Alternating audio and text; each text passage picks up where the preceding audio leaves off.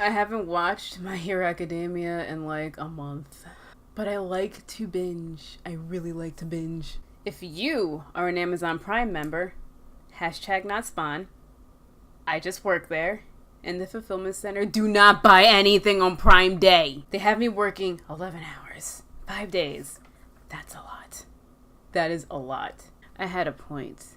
Oh, if you're a Prime member and you have a Kindle or the Kindle app, Amazon does this thing every month where they give you an option of 6 books and you get to pick one for free. For June, I picked The Thinnest Air by Minka Kent, and it's a thriller.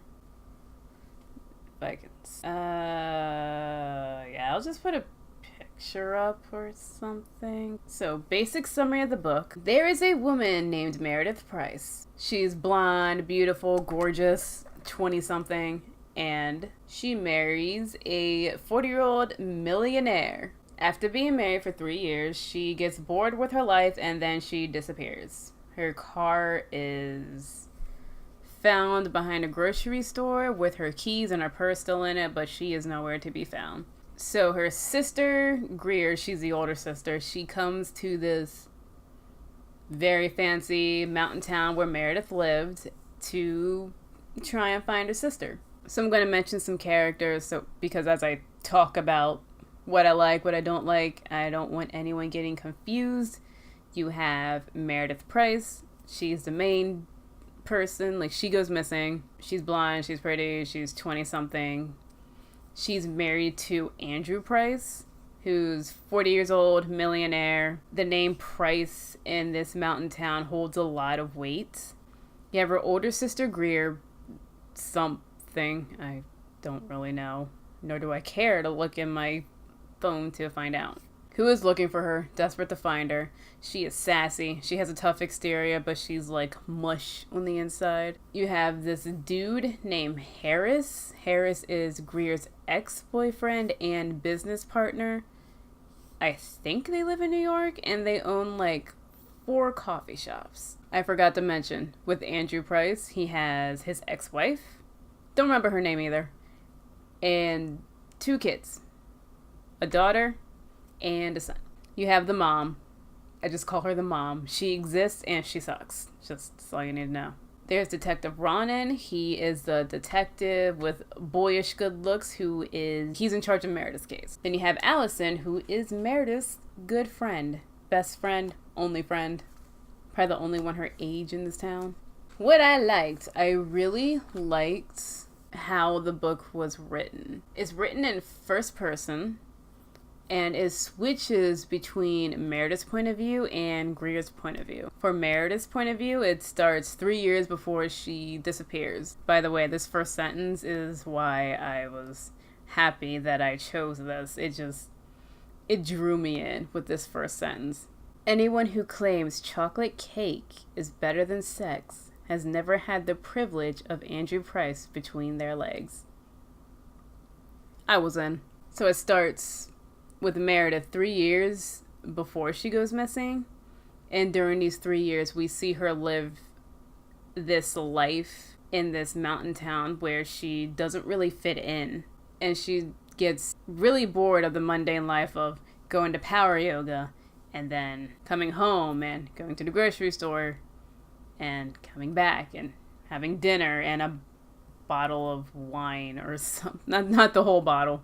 She's not exactly an alcoholic yet, but they have a glass of wine with dinner that pairs well with the lamb or the what's fancy? What is something fancy? The roasted duck. It follows her throughout the 3 years of her interacting with the ex-wife, the stepkids, her best friend Allison, and she also gets a stalker eventually. With Greer, it starts the day that Meredith goes missing, and she just flies out to the town. She's staying in Andrew's house to try her best to find her sister. Her journey is her realizing that she doesn't know her sister as well as she thought. She thought her sister told her everything. As she comes to realize, and as we see through Meredith's point of view, that is not true. And I think it's really hard for Greer because she was more like a mother to Meredith. She took care of her, made sure she had everything she needed because their mother wasn't being a mother for them. So Greer would step in and be the mother to Meredith.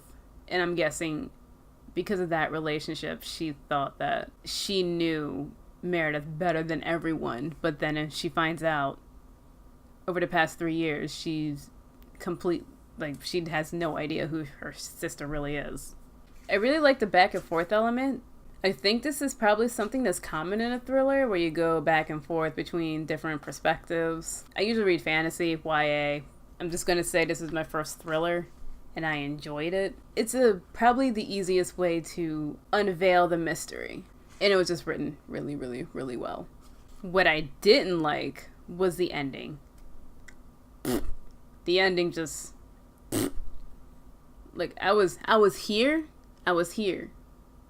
throughout the book.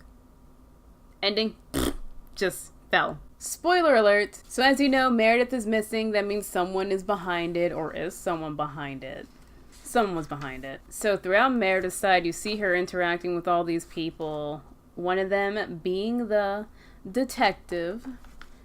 She meets him because she gets a stalker eventually. She finds a note on her car window and it says something like, "My dear Meredith, you will be mine, blah blah blah blah blah blah blah blah," you know, some basic stalker stuff. And she reports it to the police. This is where she meets Detective Ronan. He invites her to self-defense classes because someone's coming after her. He's like, "You need to know how to defend yourself," and she's like, "Yeah, okay, I'll come." And they start to get to know each other and hang out and flirting, and then eventually they start to have sex.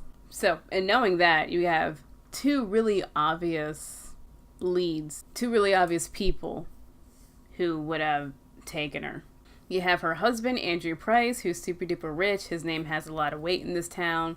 Also, his grandfather or something was pretty big in the police department, so he has connections in the police department.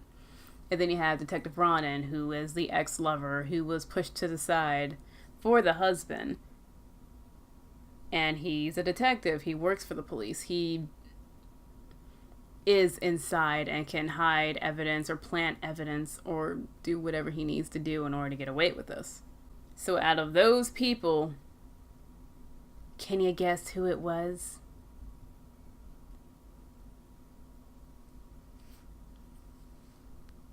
It was a detective. He's crazy. He has anger issues. He is obsessed with Meredith. He was actually the stalker that planted that note in order to get her to report it to the police so he could meet her. And that's when the story got disappointing because it went with one of the two predictable ones. And I was hoping it wouldn't go that way, but then it went that way. I was hoping that at least they would be working together, Andrew Price and Detective Ronan working together and them trying to pin each other to the point where the police couldn't know or tell which one it was because you have Andrew already in there. You have Andrew with the money and his name in connections to the police department anyway. Then you have Ronan in the police department, but not after it was found out that he was having an affair because he had to get taken off the case considering that he became a prime suspect. But still, he was working on the case, so he had the advantage right there to hide some evidence if need be. I was really hoping for that, but that's not what happened. Went with Ronan, and that's when it... and I got bored. The only real reason why I was still reading the book because I wanted to know what was going on with Harris. So as Greer was looking for her sister, she would call Harris every night to talk to him, and he would pick up every night to talk to him. One day, she gets way too sassy and smart mouth with Andrew, and he had enough of her shit, kicked her out of his house, and she had to go back home. She called, or tried to call Harris to tell him and let him know that she was coming back, but he wouldn't pick up. When she goes back, she managed to get the keys to his apartment because her name's on the lease, went in, saw that a lot of his clothes were missing, and there were no perishable foods in the fridge. So she starts to think, I'm also thinking this too. She starts to think that actually I think I'm the only one thinking this because in Meredith's point of view, we see her getting advice from Harris because Harris is the no BS guy. He'll just tell you like it is, and Meredith needed that kind of advice from him. And Greer had no idea that this kind of interaction between the two was happening. But as a reader, you know. So as a reader, I'm thinking that they got really close. They decided to leave and hide off together somewhere. Which wouldn't really make sense because then both of them would be hurting Greer, and I don't see why they would do that to her. But that's what I was thinking. And this was before it was revealed that Ronan was the evil dude. But it turned out that Meredith managed to contact Harris through a satellite phone whenever she was left alone. She called him on the satellite phone, and he left to go find her. Which, yeah, like, the story ends in a nice, pretty bow. He finds her. Meredith is in the hospital, gets reunited with Andrew. Greer, she gets kidnapped for a little bit, but, like, the police find her and shoot Ronan a few times and apprehend him. And she gets back with Harris. And the story ends. Yay. But that, they just... Such a boring way to end it, but I really had fun with the back and forth between Meredith and Greer, just finding out things through Meredith's point of view and Greer eventually finding out later.